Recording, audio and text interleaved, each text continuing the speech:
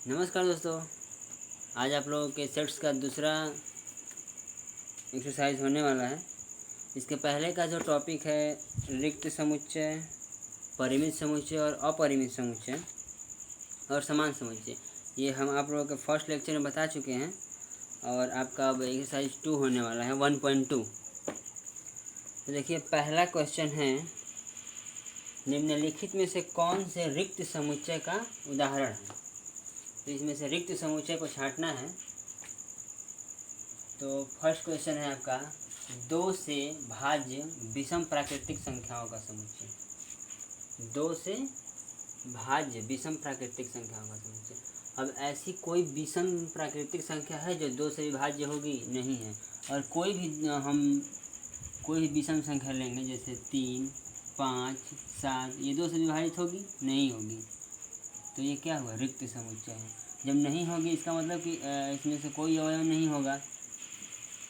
देखिए, जैसे अगर 4 ले रहे हैं तो 4 सम संख्या है और ये लिख रहे बता रहे हैं ना कि 2 से भाज्य विषम, लेकिन हम सम ले रहे हैं। 2 से भाज्य होने वाली जो संख्याएं हैं, भाज्य होगी 4, विभाज्य होगी 2 से, तो 2 आएगा। तो इसका एक अवयव आ रहा है ना 2, लेकिन ऐसी कोई विषम संख्या नहीं है जो 2 से विभाजित होगी, अर्थात ये नहीं कटेगा। अर्थात कोई ऐसी संख्या नहीं है जो 2 से विभाजित होगी, अर्थात यह क्या है? रिक्त समुच्चय है।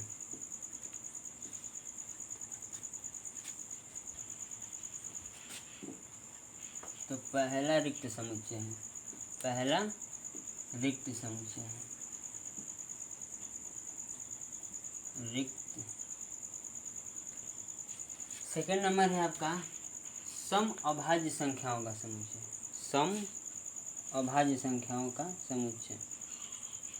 सेकंड है आपका सम अभाज्य संख्याओं का। ऐसी कोई अभाज्य संख्या जो सम हो।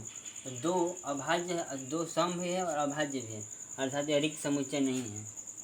यह रिक्त समुच्चय नहीं है, क्योंकि एक ऐसा नंबर है जो सम है और अभाज्य है। यह रिक्त समुच्चय नहीं है। इसको अगर इसको ए मानते हैं तो इसको और भी तरीका से लिख सकते हैं कि ए रिक्त समुच्चय नहीं है, या इसको ऐसे भी लिख सकते हैं। रिक्त समुच्चय को 5 से भी लिखते हैं, ठीक है। थर्ड नंबर है आपका, थर्ड नंबर देखिए, थर्ड नंबर है आपका एक्स सच दैट, जहाँ की एक्स एक प्राकृतिक संख्या है। अब एक्स कैसी प्राकृतिक संख्या है? 5 से छोटी और 7 से बड़ी। ऐसी देखिए, हम 7 ही 7, 7 ही 7, वो क्या है? 7 से बड़ी है। तो ऐसी कोई प्राकृतिक संख्या नहीं है जो 5 से बड़ी और 7 से छोटी हो। तो 5 से जो बड़ी होगी, ऐसी 5 से छोटी, यदि कोई हम प्राकृतिक संख्या ले रहे हैं जो 5 से छोटी हो, यानी 4। अब यह क्या कह रहा है कि यह 4 7 से कहीं बड़ी हो सकती है? नहीं। यदि हम x = 4 ले रहे हैं, देखिए x = 4 ले रहे हैं, तो यह क्या है? यह पहले यहाँ बता रहा है ना कि x जो है 5 से छोटा है। चलिए, ये 5 से छोटा है, ठीक। लेकिन यही जो नंबर है, यह कह रहा है कि 7 से बड़ा होना चाहिए। अब ये 4 7 से कहीं बड़ा होगा? नहीं होगा। तो ऐसी कोई प्राकृतिक संख्या नहीं है जो 5 से छोटी और 7 से बड़ी हो। तो यह भी क्या होगा? रिक्त से समुच्चय होगा, एम्प्टी सेट। यह क्या होगा? एम्प्टी सेट, एम्प्टी सेट, जिसको 5 से डिनोट करते हैं, या मझोले क्वेश्चन में बिना अवयव का भी लिखते हैं, ठीक है। 4 नंबर है आपका, देखिए y सच दैट, जहाँ की y किन्हीं 2 समानांतर रेखाओं का उभयनिष्ठ बिंदु है। तो 2 समानांतर रेखाओं का उभयनिष्ठ बिंदु, अब देखिए y किन्हीं 2 समानांतर रेखाओं का उभयनिष्ठ बिंदु। अगर हम 2 समानांतर रेखाएं ले रहे हैं, 2 समानांतर रेखाएं ले रहे हैं, यदि दो समानांतर रेखाएं ले रहे हैं, देखिए तो क्या कह रहा है कि वाई किन्हीं दो समानांतर रेखाओं का उभयनिष्ठ बिंदु है। तो यदि उभयनिष्ठ बिंदु कैसे होगा, अगर कोई भी हम पॉइंट एक वाई ले रहे हैं, देखिए अगर कोई भी एक पॉइंट किसी पर लेंगे, अगर इस पर ले रहे हैं तो क्या यह पॉइंट इस पर आएगा, नहीं आएगा। अगर इसमें कोई पॉइंट अगर वाई लेंगे तो क्या यह पॉइंट इस पर जाएगा, नहीं जाएगा। तो समानांतर रेखाओं में कोई भी पॉइंट उभयनिष्ठ नहीं होते। उभयनिष्ठ मतलब कॉमन मतलब कि वो दोनों में होना चाहिए। तो जब दोनों में नहीं होगा तो उभयनिष्ठ नहीं होगा। तो इसलिए यह भी क्या है, रिक्त समुच्चय है, एम्प्टी सेट। यह भी क्या है, रिक्त समुच्चय है।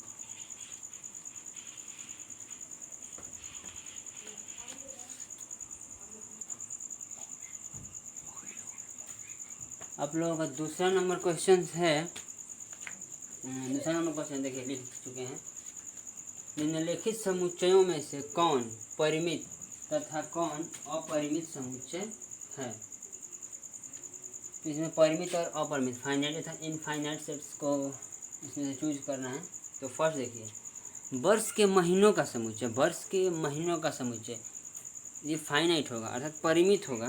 तो फाइनाइट का मतलब समझते हैं, जिसको मतलब हम ज्ञात कर सकें। इनफाइनाइट मतलब जिसको हम ज्ञात नहीं कर सकते हैं, या उसको हम मतलब क्या बोलते हैं, एक प्रकार डिस्क्राइब भी नहीं कर सकते। जैसे देखिए 1 2 3 4, अगर हम प्राकृतिक नेचुरल नंबर का बात करें, यदि प्राकृतिक संख्या की बात करते हैं तो वो इनफाइनाइट है, उनका कोई अंत नहीं है, तो उनको हम क्या बोलते हैं, इनफाइनाइट सेट। तो ये तो है वर्ष के महीनों का समुच्चय, ये तो मतलब फिक्स है ना कि हाँ 12 ही होते हैं। तो जब 12 होते हैं तो ये क्या है, फाइनाइट समुच्चय, इसको हम प्राप्त कर सकते हैं। अर्थात मतलब वो गिनती में है, ऐसे मान लीजिए कि यदि गिनती में है तो फाइनाइट होगा, और इसको नहीं ज्ञात किया जा सकता है, गिनती में नहीं लिया जा सकता है, उसको इनफाइनाइट होगा। अब सेकंड देखिए, सेकंड है आपका 1 2 3 डॉट डॉट डॉट डॉट।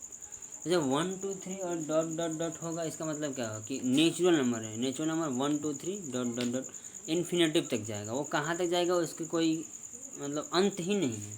तो इसको क्या बोलेंगे, इनफाइनाइट सेट,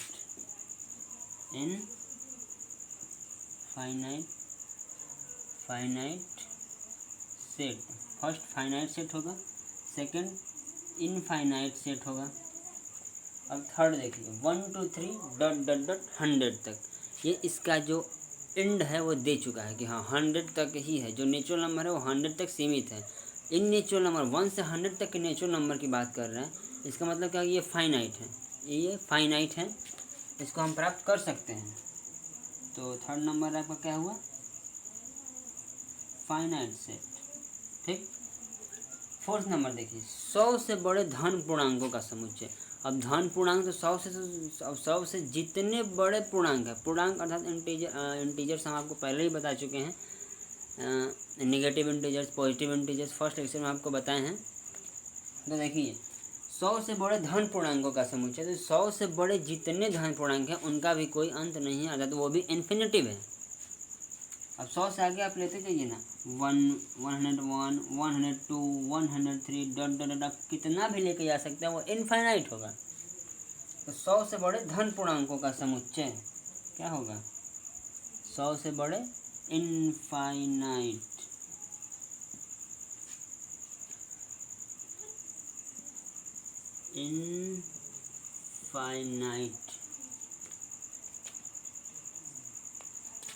स्पेलिंग गलत होगी तो हम मैथ पढ़ा रहे हैं, स्पेलिंग पे आपको ध्यान में, ऐसे गलत नहीं है।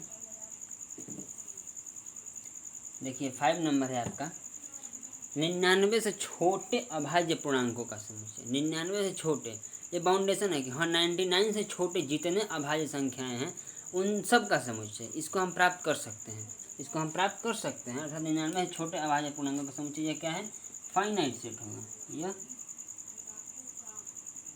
फाइनाइट सेट होगा। तो ये रहा आपका second number question. Third number question, third number हम आपको बता रहे हैं। थर्ड नंबर क्वेश्चन है आपका, इसमें परिमित तथा अपरिमित समुच्चय को छांटना है, चूज करना है। तो फर्स्ट क्वेश्चन है आपका एक्स अक्ष के समानांतर रेखाओं का समुच्चय। अब ये पूछ रहा है कि एक्स अक्ष के समानांतर जितनी रेखाएं हैं उनका समुच्चय, यह परिमित है या अपरिमित है। यदि कोई एक्स अक्ष की जो रेखाएं हैं इनके समानांतर कितनी रेखाएं खींची जा सकती हैं, 1 2 3 4 5, इधर जितना मन उतना आप समानांतर रेखाएं खींच सकते हैं, उसका कोई अंत नहीं है। अर्थात यह क्या होगा, इन्फिनिटिव होगा। फर्स्ट क्या होगा, इन्फिनिटिव होगा। पहला इनफाइनाइट। सेकंड क्वेश्चन है आपका अंग्रेजी वर्णमाला के अक्षरों का समुच्चय। अंग्रेजी वर्णमाला के अक्षरों का समुच्चय, तो अंग्रेजी वर्णमाला में कितने अक्षर होते हैं, 26 होते हैं। तो ये फिक्स है कि हाँ 26 ही होंगे। इसको हम प्राप्त कर सकते हैं। ये क्या होगा, फाइनाइट होगा। थर्ड नंबर है आपका उन संख्याओं का समुच्चय जो 5 के गुणज हैं। अर्थात 5 के गुणज जितनी संख्या, अर्थात 5 के टेबल आगे में 5 का टेबल क्या है, 5 का टेबल 10, टेबल तो 10 ही तक होता है।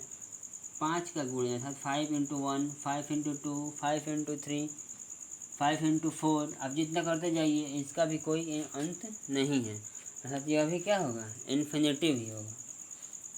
तो उन संख्याओं का समुच्चय जो 5 के गुणज हैं, तो यह क्या होगा, यह भी इनफाइनाइट, इन्फिनिटिव नहीं, सॉरी। 4 नंबर क्वेश्चन है आपका पृथ्वी पर रहने वाले जानवरों का समुच्चय।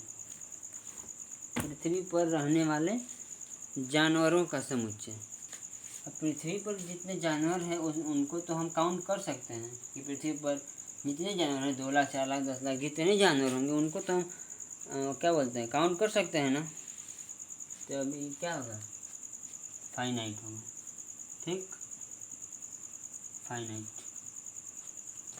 अब 5 नंबर देखिए मूल बिंदु 0 0 से होकर जाने वाले वृत्तों का समुच्चय। तो मूल बिंदु से जाने वाले वृत्तों का है, तो मूल बिंदु से एक ही वृत्त थोड़ी ना जाएगा, जितना आप ले जा सकते हैं। और देखिए जैसे मान लीजिए यह मूल बिंदु हुआ, कोऑर्डिनेट ज्योमेट्री में इसको मूल बिंदु कहते हैं। अब इस मूल बिंदु से आप वृत्त कितना भी तो ले जा सकते हैं ना, इधर इधर इधर, अब जितना मन उतना वृत्त ले जा सकते हैं, इधर इधर जितना मन उतना वृत्त ले जा सकते हैं। तो यह भी क्या हुआ, इनफाइनाइट हुआ। कितना वृत्त ले जा सकते हैं हम काउंट नहीं कर सकते हैं। तो यह भी क्या होगा, इनफाइनाइट सेट, इनफाइनाइट सेट।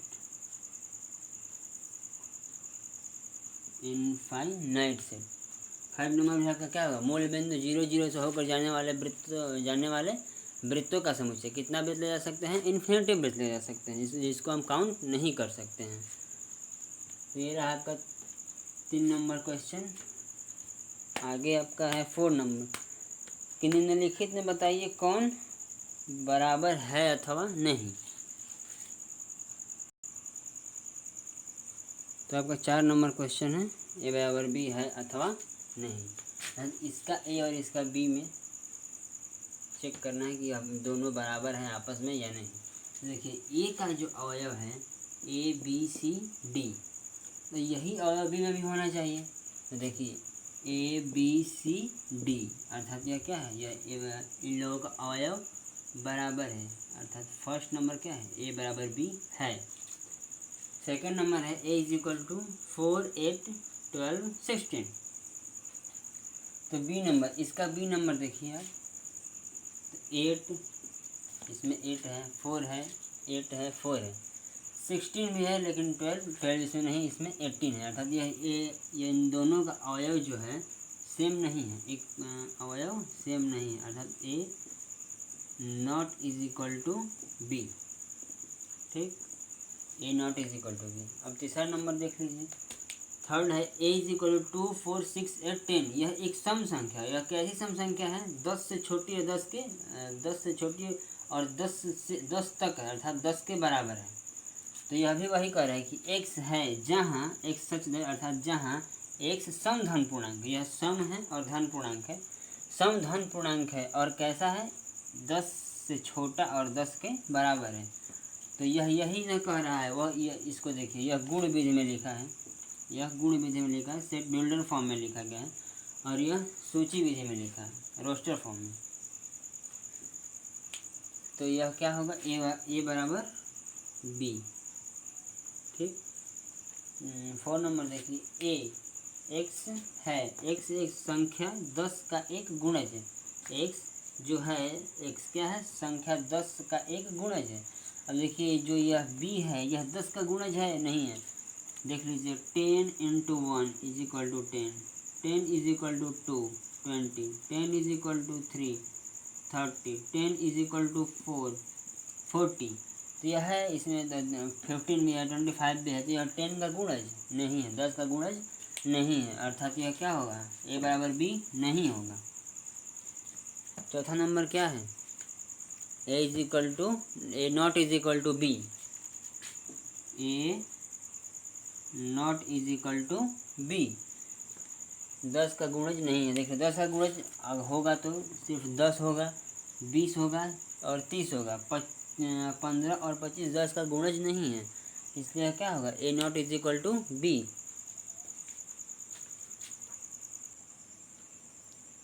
तो 5 नंबर क्वेश्चन है आपका, देखिए, क्या समुच्चय युग्म समान है, वही ए इज इक्वल टू बी देखना है कि ए बराबर बी है अथवा नहीं। तो देखिए फर्स्ट का जो है ए 2 और 3, और इसका कंपेयर करेंगे बी से। तो देखिए एक्स, जहाँ एक्स समीकरण x² + 5x + 6 = 0 का एक हल है। तो बोल रहा है कि इतने का हल 2 और 3 होगा। अब देखिए चेक कर लीजिए, x² +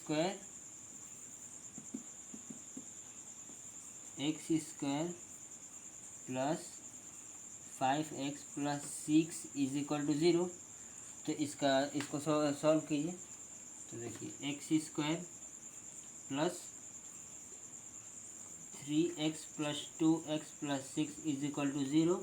तो x + 3 2x + 3 = 0।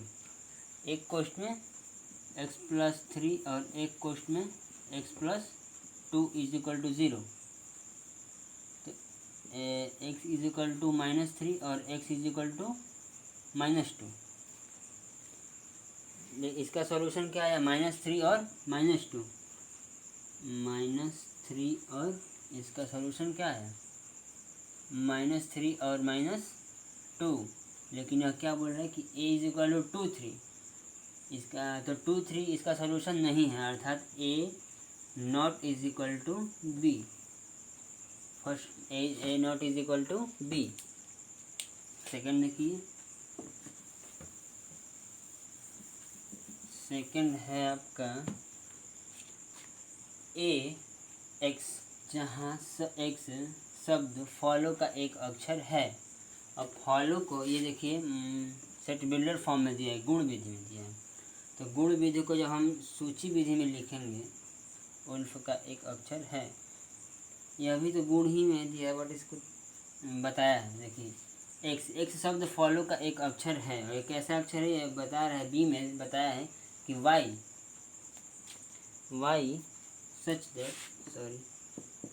सच दैट जहाँ की वाई शब्द उल्फ का एक अक्षर है, अर्थात इसको आप सूची विधि में लिखेंगे तो देखिए क्या लिखेंगे, एफ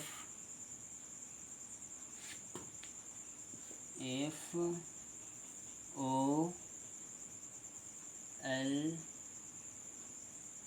डब्ल्यू, एक ओ और एक एल लिखेंगे, क्योंकि सूची विधि में रिपीट नहीं किया जाता है। सेट में सूची विधि में क्या होता है, अवयव जो भी अवयव हो, नंबर हो या कोई लेटर हो, उसको रिपीट नहीं करते हैं, ठीक है। तो रिपीट नहीं करते हैं। देखिए इसको अगर आप लिखेंगे तो उल्फ हो ही जाएगा, उल्फ होगा ना। तो यही पूछ रहा है कि वाई शब्द उल्फ का एक अक्षर है, तो फॉलो का पूछा है, तो यह क्या इसी का ना होगा। तो यह क्या है, ए इज इक्वल टू बी है। ये रहा 5 नंबर क्वेश्चन। और आपका अगला है छठवां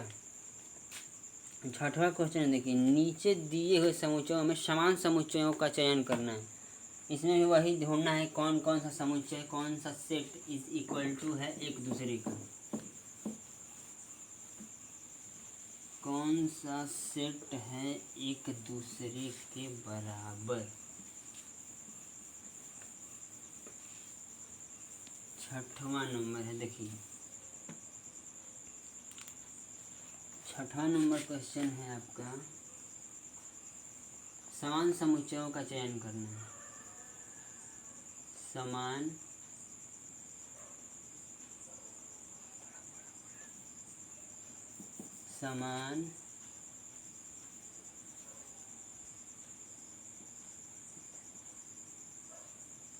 समुच्चयों का चयन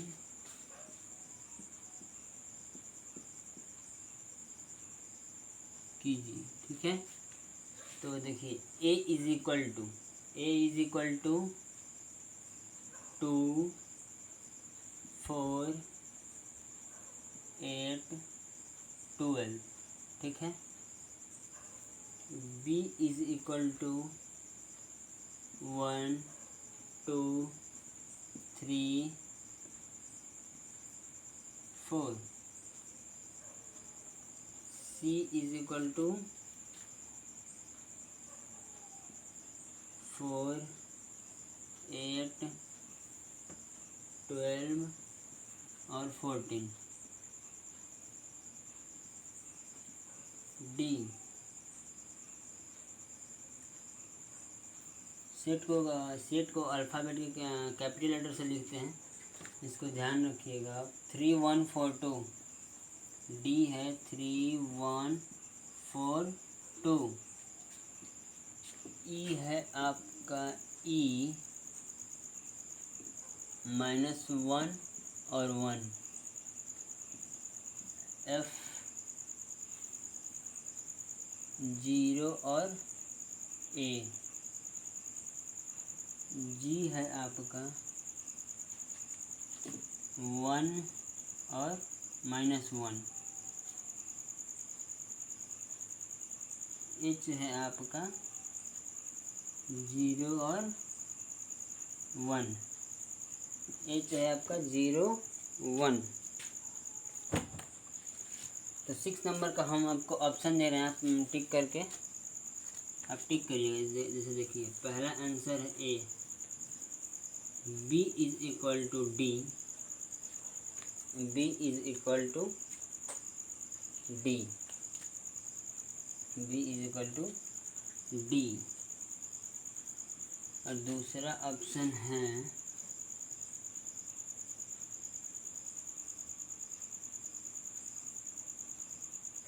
F is equal to H. और सी नंबर है E is equal to ji.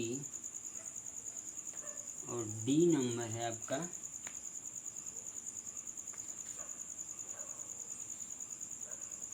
C is equal to D. ये आपको हम 4 ऑप्शन दिए हैं, जो इसमें जो इसमें से इज इक्वल टू होगा एक दूसरे के, जो सेट्स समान होंगे उनको आप जैसे अगर ए और सी होगा तो ए और सी, बी और डी होगा तो बी, डी। आप इस तरह कमेंट्स करिएगा। जो 4 ऑप्शन है ना, इसमें से 4 ऑप्शन में से अगर एक होगा तो एक, 2 होगा 2, 3 होगा 3। आप उसको कमेंट्स करके आप बताइए कौन सा इसमें सेट इज इक्वल टू है, बराबर है, समान है। ठीक है, तो आपका 1.2 ख़त्म। आपका एक्सरसाइज 1.2 भी ख़त्म हो गया। मिलते हैं आपसे अगले वीडियो में। तब तक आप मेरे वीडियो को शेयर, लाइक और सब्सक्राइब करना ना भूलें।